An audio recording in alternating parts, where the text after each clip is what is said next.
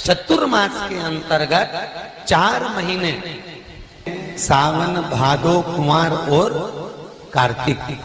तो चतुर्मास के अंतर्गत जो व्यक्ति तांबे के पात्र में पानी पी लेता है वो जिंदगी में उसका शरीर कभी ठीक नहीं हो सकता, वो बीमार पड़ता ही रहेगा। चतुर्मास में बाबा, इसका कारण क्या है?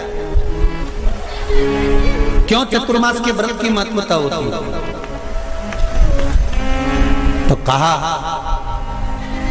इस चातुर्मास के अंतर्गत स्त्री नारी जो व्रत धारण करती है, हाथों में चूड़ा पहनना, पाँव में पायल पहनना, महावुर लगाना, मेहंदी लगाना, ये जितने छोटी तीज, बड़ी तीज और अन्य तीजों आएंगे, त्योहार आएंगे चतुर्मास में, माताएं हरतालिका तीज हुई, छोटी तीज, बड़ी तीज हुई, भादों के कोई व्रत हुए, अनुष्ठान हुए, छठ हुई, पूजन, जो भी माताएं पूजन करेंगी उसके अनुसार वो हाथों में, शरीर पर 16 श्रृंगार धारण करती हैं, बहुत सारे श्रृंगार धारण करती हैं। और श्रृंगार धारण करने के साथ साथ माताएं अखंड सौभाग्य की वस्तुएं भी इन 30 त्योहार पर दान करती हैं।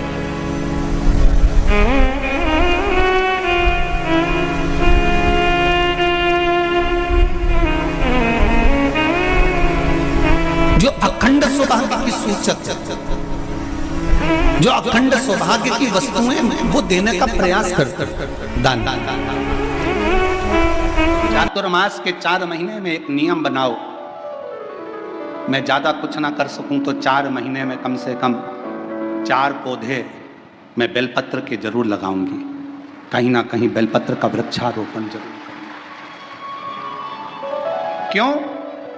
मान लो हम चले भी गए और हमारे परिवार के लोग मान लो शंकर जी की पूजा नहीं कर पाए, भगवान शिव की आराधना नहीं कर पाए, भगवान शंकर की भक्ति ना कर पाए, तो मेरे द्वारा लगा हुआ ये बेलपत्री का पौधा बड़ा होगा, कोई ना कोई इसकी पत्ती तोड़कर शिव जी को चढ़ाएगा, कम से कम मेरे कुल का उद्धार होगा, मेरे वंश का उद्धार होगा, मेरी पीढ़ी का उद्धार। लगाओ, हम ज्यादा पौधे लगाने का नहीं बोल रहे आपसे तो 4 महीना चतुर्मास के 4 पौधा लगाने का एक बना लो कि मुझे एक बेलपत्री का पौधा हर महीने लगाना है। चातुर्मास के 4 महीने में मैं ज्यादा कुछ ना कर सकूं तो 4 महीने में कम से कम 5 पुष्प जो पूर्ण तरह से सुख देने वाले, आनंद देने वाले, जो सहजता में आपको मिल सकते हैं, ये वो 5 पुष्प हैं जो आपको आपके गांव में भी, अपने गांव में घूम लो तो वो मिल जाएगा।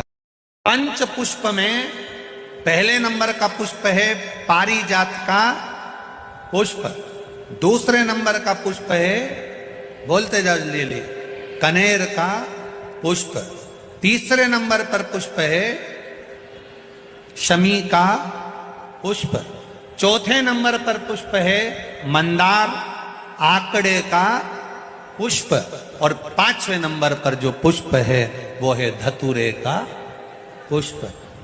अब इन पुष्पों के अलावा भी कई पुष्प देव अधिदेव महादेव को चढ़ते हैं, उनका एक अलग अलग नियम है। पर सावन के महीने में जो नीला कलर का जो पुष्प होता है, हार श्रृंगार का पुष्प, एक अगर देव अधिदेव महादेव को आपने चढ़ाना चालू कर दिया, समर्पित करना प्रारंभ कर दिया, तो आपको पीछे पलट कर देखने की जरूरत नहीं पड़ेगी, महादेव हाथ पकड़ ही रहता है। में केवल एक शिवजी कहते हैं, केवल एक मुझे लोग पशुओं का देव भी कहते हैं, पशुपतिनाथ भी कहते हैं। उसका फल मैं तुम्हें बता रहा हूं। पार्वती, शिवरात्रि, प्रदोष, सोमवार की अष्टमी, श्रावण, भादो, कुंवार, कार्तिक, चातुर्मास, ये जितने भी बड़े बड़े व्रत साधन जो आते हैं, इन साधनों में मनुष्य तो व्रत करता ही है, संत, साधु, सन्यासी, तपस्वी तो साधना करते ही हैं, पर साथ में मान लो कोई श्वान है, कुत्ता है, कोई जीव है, कोई जंतु है, और मालूम पड़े कि आज शिवरात्रि का दिन है या प्रदोष का दिन है या सोमवार का दिन है, और वो सुबह से उसको कुछ भी खाने नहीं मिला, भूखा है, प्यासा है, उसको कुछ मिल नहीं रहा, उसको कुछ प्राप्त ही नहीं हुआ। शिव जी कहते हैं पार्वती मान लो अगर प्रदोष का दिन है और कोई पशु को अगर कुछ मिला नहीं है, अनायास, शिव तो अनायास कृपा करने वाले हैं। शिवरात्रि की कथा ये कहती है कि एक भील हिरण को मारने के लिए पेड़ पर चढ़ गया। बेलपत्र का पेड़ था, नीचे शंकर का शिवलिंग था, छाजल में जल था, रात भर पानी गिरता रहा, बेलपत्री का पेड़ हिलता रहा, उसमें से पत्ते नीचे गिरते रहे और प्रातः में शिवजी प्रकट होकर उस भील पर करुणा कर देते हैं। ये तो शिव कथा तो अनायास कृपा करने वाली है, अचानक करुणा करने वाली है, अचानक दया करने वाली। कोई पशु है, कोई पक्षी है, कोई जलचर है, कोई थलचर है, कोई वायुचर है, कोई ऐसे जीव हैं जो तिथि पर मान लो भूखे हैं, प्यासे हैं, शिव कहते हैं पार्वती जितना मनुष्य को व्रत का फल प्राप्त होता है, शिव कहते हैं उससे 4 गुना ज्यादा फल मैं पशुओं और पक्षियों को भी प्रदान कर देता हूं, उससे 4 गुना ज्यादा। उसको पशुपति नाथ कहते हैं। चतुर्मास का समय था, एक संत शिव के अड़भंगे भक्त थे, एक पवित्र नदी के तट पर बैठकर भगवान शंकर की साधना तप आराधना शिव जी की करना प्रारंभ कर, पार्थिव शिवलिंग का निर्माण कर लेते, उन्हीं का पूजन करते, उन्हीं की अर्चना करते, उन्हीं की चाकरी करते। नदी के इस ओर संत सब तप साधना भजन पूजन कर रहे हैं और नदी के उस ओर एक परिवार रहता था जिसमें एक बालक रहता था जिसका नाम था शिवानंद। क्या नाम है बालक का? शिवानंद। और शिवानंद बालक रोज माँ जब कपड़े धोने के लिए आती, वस्त्र धोने के लिए आती, नदी पर कोई स्नान करने के लिए आती, तो शिवानंद बालक सामने घाट पर बैठे हुए संत को तप करते हुए देखता, पार्थिव पूजन करते हुए देखता, तो उसके मन में भाव जागृत हो गया कि एक बार मैं संत का दर्शन करूं।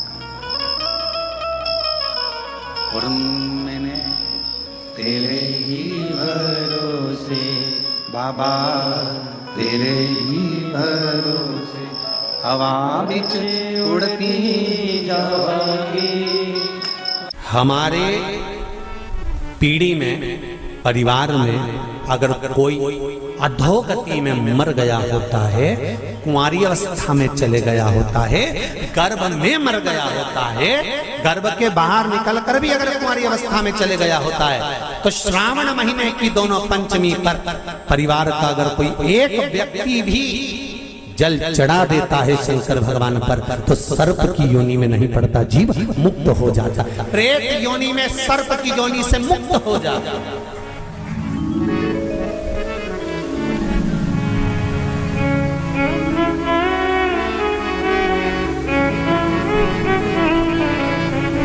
महाराज, हमारे यहाँ सांपों की पूजन कौन से दिन होती है, कौन सी तिथि में करते हैं? जम के बोलो जरा। नाग पंचमी। नाग पंचमी का मतलब क्या है? सांपों की पूजन करो।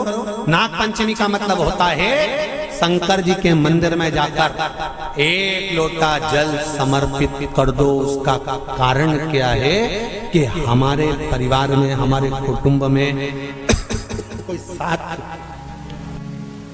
कुटुंब में, परिवार में कोई 7 पीढ़ी के अंतर्गत भी अगर कोई जीव तड़प रहा होता है, पड़ा हुआ होता है, उसकी मुक्ति नहीं होती है, तो पंचमी का चढ़ा हुआ जल उस जीव को प्राप्त हो जाता है और वो जीव तर जाता है, उसका फिर जन्म नहीं होता, वो तर। इसको मुक्तता का